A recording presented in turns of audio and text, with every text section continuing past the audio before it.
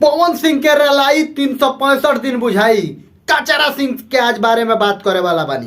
Power star Pawan Singh के मतलब गलत ठहरावे खातिर इनकर पूरा खानदान आज 1 महीना से भिड़ल बा। 1 महीना से बाबा दादा पापा भैया मामा सारा लोग इंटरव्यू दे रहा बा पावर स्टार पवन सिंह के सिर्फ गलत ठहरावे खातिर। हम बता दीजिए पवन भैया एक रात 4 शब्द बोलने बड़े सारा लोग के मिर्ची लाग गइल बा, एकदम मिर्ची लाग गइल बा। एगो बात तू कहता रू जे बाप पे मत जो, बाप पे जाए से पहले बेटी से फरिया भइल बड़ू ढेर शेरनी तू। पहले तार बापे कूदल बड़े ए रथिया में पावर स्टार पवन सिंह का मेटरवा में, दोसर के पवन सिंह ने कन कूदल, पहले तार बाप कूदल बड़े। तई कम से कम अरे तू दिन भुला गइल हो, पावर स्टार पवन सिंह के बिना तारा अंगी ना लागत रहे। पवन सिंह के बिना तार एगो कोनो ई चीज ना होत रहे। जहां पवन सिंह के शो रहे वो जी तू बाला बस्ती जात रहलू कि नहीं मुझको लेकर चलिए मैं सीखूंगी, यही दिन खातिर सीखत रहलू है। आज कहते रुझे कौन है पवन सिंह। पवन सिंह पहले बेटी से एगो तरह का हम बात पूछतानी तरह से जे सुबेरे तू एगो स्टेटस डलऊ ओकरे बाद तू डिलीट काहे क दऊ, काहे डिलीट क दऊ। ओकरा खातिर जब कोनो चीज कोई जाला नु तो ओकरा के झेले खातिर भी काबू होके के चाहिए सीना में, कि खाली हवे हवाई बा।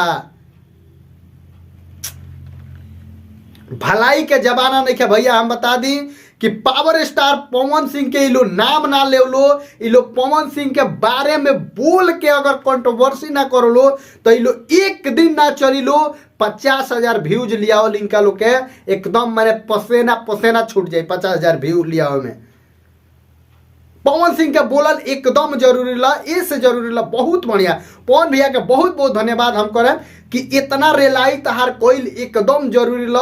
अगर तू ना रेल तो ई एकदम मैंने एकदम ही अति क दिल सर। मामा फूफा भैया चाचा बाप बेटी मातारी सारा के सारा इंटरव्यू सारा के सारा पवन सिंह के नीचे कब गिरा दी। पवन सिंह के तू बनैले बड़ू जे नीचे गिरा देबू। तारा ऐसा तेरे जानी हीरोइन आयल लो पवन सिंह के लग से चल गई लो अपन अपन नाम बना के, अपन अपन नाम बना के उ लोग चल गई लो। पवन सिंह वही जी बाड़े तो पवन सिंह के नीचे गिरावे के कोशिश मत करो। बाकी हम तारा के बार बार तारा एक एक बात समझाओ तनी कि तारा से पवन सिंह से का रिलेशन रहे हमनी से नहीं छुपल, हमनी से नहीं छुपल। हमनी के लगे सारा सबूत बा, सब चीज बा, लेकिन हमनी के छुपा के हमनी के नहीं सोचा जे कोनो चीज के कंट्रोवर्सी आदमी करो, कोनो चीज डालो केहू के ई करे खातिर। लेकिन जब तू अति जब कर देबू तो का होई, केहू का करी बताओ।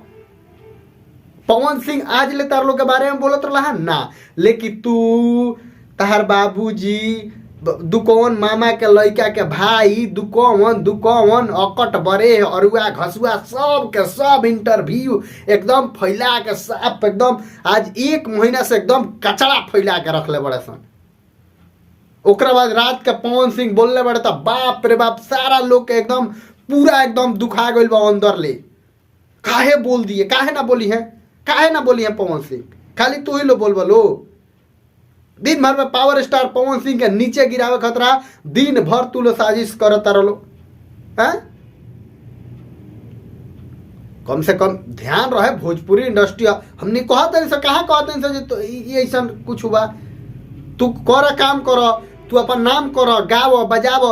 अच्छा तू ईमानदारी से बोलो, हारमोनियम पर हाथ रख के, चाहे लाइव आओ तो एकदम है जी हाथ रख के, चाहे बाप कसम खा के कह जे तारा के पवन सिंह गावे के नहीं सिखौले। पवन सिंह गावे के नहीं सिखौले। पवन सिंह के देन बा बाबूनी कि आज गाव तारू, पवन सिंह के देन बा कि आज पहचान तारा मिलल बा। ना तो पवन सिंह अगर ना तारा के अपना संग रखले रहता है, पवन सिंह अगर तारा के ना हाईलाइट करेले रहते तो तार उ वजूद ना रहित। आ तारा बाबूजी के हम तारा वजह से चलनी है, उ तारा बारे में बोले लगला तो अब चिन्हनी है। ना तो उनका के चिन्हत रह, केहू ना चिन्हत रह। ठीक बा। हम ही ना लगभग लगभग केहू ना चिन्हत रह, अब लोग जाने लगल जे हई इनकर बापजी हवन, हई इनकर माई हई।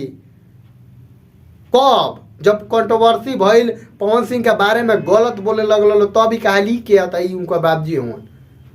तो कम से कम इस सब के ध्यान रहे के चाहिए। आ बोला तारू तो कौना रिस्पेक्ट से बोला तारू, कौना रिस्पेक्ट से बोला तारू, बात कर। तारा ऐसा कितना जाना पवन सिंह पैदा कर के पवन सिंह छोड़ दले, ठीक बा। पवन सिंह के बारे में कम से कम बोले से पहले सोचल समझल करो। पावर स्टार पवन सिंह भोजपुरी के एगो सितारा हुआ ना, भोजपुरी के एगो बेस्ट कलाकार के तू लो मैंने एकदम नेचर गिरावे के उनकर मतलब पूरा एकदम चाहता लो जो सारा चीज गिरा दी, उनको पब्लिसिटी खत्म कर दी। पवन सिंह का कहूँ रात तारे लोग के उखड़े ले कुछ हमार उखड़ी ना, आ सही में ना उखड़ी। पवन सिंह के कुछ ना उखड़ी, तार लोग के उखड़ ले एगो टेढ़ ना होई कुछ तार लोग के कहले। बाकी हम ये कहें कचरा सिंह से कि कम से कम अबो समय बा, बदल जालो, चुप रहो, कौनो चीज का कंट्रोवर्सी बनावला की जरूरत नहीं है। बाकी जे भी वीडियो के देखा था सब लोग वीडियो के शेयर करें।